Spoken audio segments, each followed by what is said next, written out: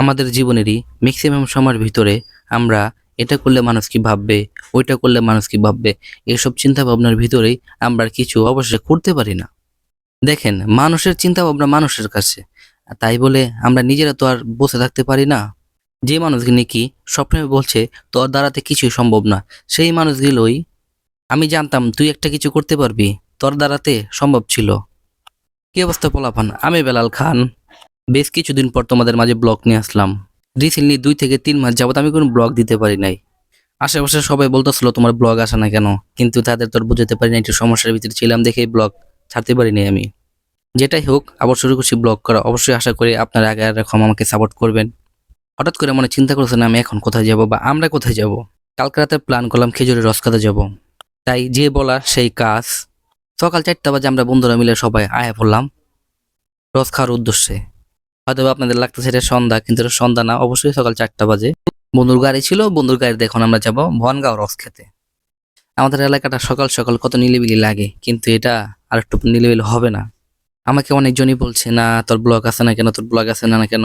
দেখেন, ব্লগটা মাইন্ড মোটিভেশনের কিছু ব্যাপার স্যাপার থাকে বানানোর জন্য।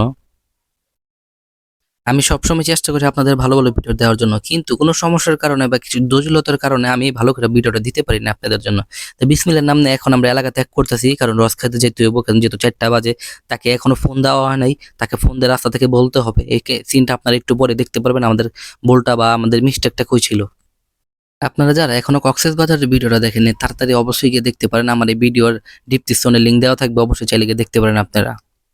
আপনারা এই ব্লগটা যে যেখান থেকে দেখেন না কেন, অবশ্যই কমেন্ট করে জানাবেন কে কোথা থেকে দেখতেছেন।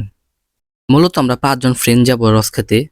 আমরা প্রথম ডিসাইড করছিলাম অটোতে যাব, পরে নিজে কবিদের আলোচনা করার পর বুঝলাম আসলে ঢাকার ভিতরে যে পরিমাণ শীত পড়ছে, অটোতে গেলে আমরা কেউ শীতে থাকা পারবো না। এই কারণে আমরা চিন্তা করছি এক বন্ধুর গাড়ি আছে, তো ওকে জানা দেওয়া হয়েছে রাত্রে।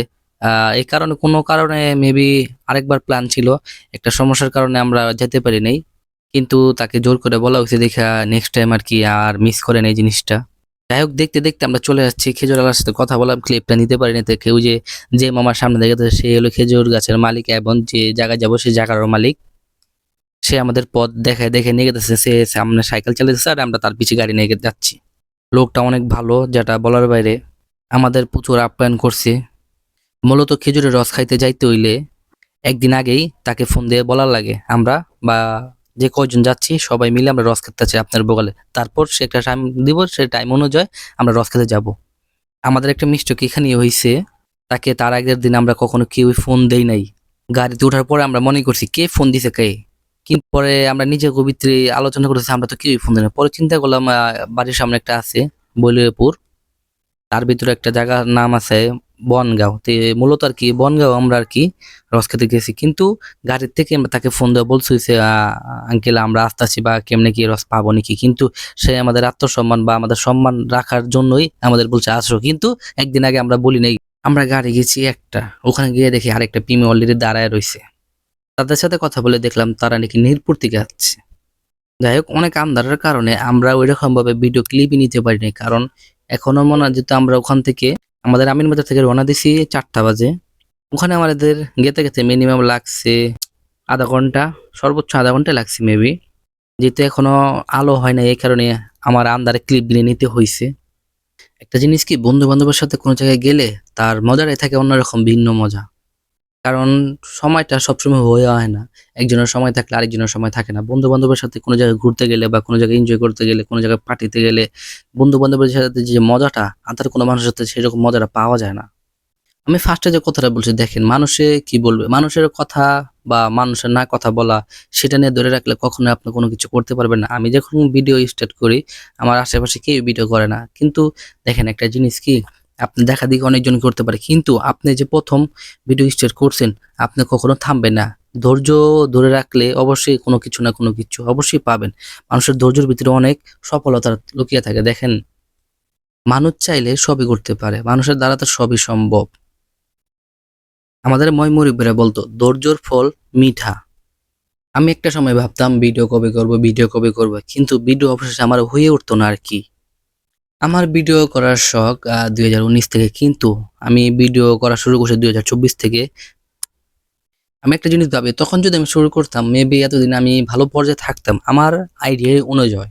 কিন্তু এই সমস্যা, ওই সমস্যা, মানুষ কি বলবে, মানুষ কি করবে, মানুষ দেখলে কি ভাববে, এইসব চিন্তা ভাবনা নিয়ে আমার ২ থেকে ৩ বছর এইসব ভাবতে গেছেগা। এখনো আমি যে ভিডিও করি এখনো মানুষ বলে বা মানুষ ভাবে। কিন্তু সেটা ধরে তো আর আমি কখনো বসে থাকতে পারি না।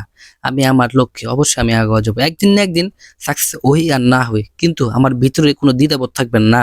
আমি ওইটার কারণে এই জিনিসটা করতে পারি নাই। বা একটা সময় এসে দেখবো আমার এই স্মৃতি নিয়ে বা এই ভিডিও আমি নিজে দেখতে পারবো। এই অনুযায়ী তো আমি ভিডিওটা বানাতে পারি, তাই না? মানুষ কি ভাববে, মানুষ কি বলবে সেটা নিয়ে যদি আমি দৌড়েই বসে থাকি তাহলে অবশ্যই আমার আর কিচ্ছু হবে না। মানুষ তো আর আমাকে কিছু করবে না। আমার নিজেরই করে নিতে হবে। আমার সাথে কিছু ভাই ব্রাদার আছে তারা আমাকে অনেক উৎসাহ করে বা তারা অনেক মাইন্ড মোটিভেশন কথা কয় ভিডিও নিয়ে দেখেন। তাই এইসব ভাই ব্রাদার থাকলে আমার হয়তোবা কোনো জিনিস কমতে হবে না। আবার অনেকজন আছে আমার সাথে ফাইজলামি করে কি করস না করস। কিন্তু তারা একটা সময়ে আমার সাপোর্ট করে। এই জিনিসটা আমার কাছে প্রচুর ভালো লাগে। আপনার যারা ভাই ব্রাদার আছে অবশ্যই তাদেরই সবকিছু বলবেন ভিডিও সম্পর্কে। আমার বন্ধু নুরুল ইসলাম এখানে গাছে উঠে দেখতেছিল চাচা কিভাবে গাছে উঠে।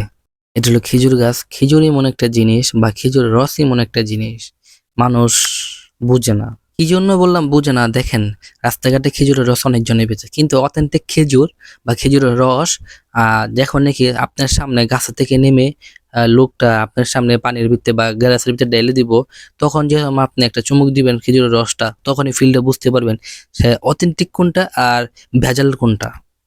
এজন্যই আমরা সবাই ডাইরেক্ট রাস্তা থেকে নিয়ে খেয়ে আমরা চলে যাচ্ছি যেরকম খেজুরের গাছের গোডাউনের ভিতর, একরকম বললেই চলে। আন্ধারের কারণে মেবি আপনারা দেখতে পারতেছেন না কিন্তু অলরেডি বেটা উঠে গেছে গা রস নামার জন্য। কিন্তু একটু পরে দেখতে পারবেন কত পরিমাণ বা কত লিটার রস নামাইছে গাছে থেকে। আমি মেবি মনে করছি ২ থেকে ৩ লিটারের হবে, কিন্তু যখন আমার চোখ দিয়ে আমি দেখি তখন আমি বিশ্বাস করি না এত বড় একটা হিউজ পরিমাণ রস হইছে এক রাতের ভিতরে। তাহলে আমি চিন্তা করলাম ৫টা থেকে ৬টা গাছ তার কাছে, তাহলে তো মিনিমাম ২০ থেকে ২৫ লিটার সে প্রতিনিয়তই নামাইতে পারে। এটা হলো মুরব্বি রাতে ৫ লিটারের একটা বোতল, মিনিমাম ৪ লিটার অলরেডি রাতের ব্যবধানে হয়ে গেছে রস। এই সেই ভদ্রলোক আমাদের যে গাছা থেকে রস নামে খাওয়াবে। আপনারা একটাবার দেখেন রসের পরিমাণটা কি। গাছ থেকে নেমে ছেঁকে তারপর আমাদের দিবে।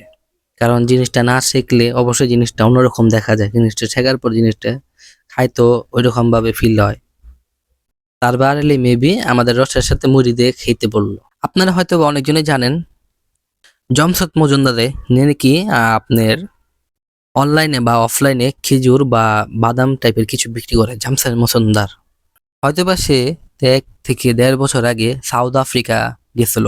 সে সাউথ আফ্রিকায় গিয়ে একটা ভিডিও পোস্ট করে রসের সাথে মুড়ির খেলে কি রকম লাগে। তো এই ভিডিওটা আমি ১ থেকে ১.৫ বছর আগে দেখছি কিন্তু সেরকম মানে আশা হয় নাই বা গরমও ছিল, এরকম ট্রাই করা হয় নাই।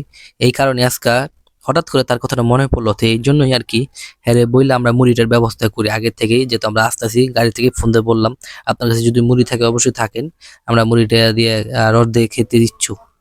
এই পর্যন্ত যারা আমার ভিডিওটা দেখতেছেন অবশ্যই চ্যানেলটা সাবস্ক্রাইব করে যেতে পারেন।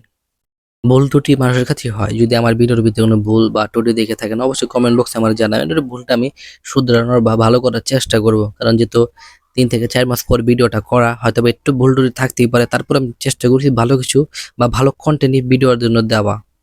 অন্য একটা টপিক নিয়ে অন্য একটা জায়গায় আবার আপনাদের সাথে দেখা হবে। এই পর্যন্ত ভিডিওটা দেখার জন্য আপনাদের অনেক ধন্যবাদ। আল্লাহ হাফেজ।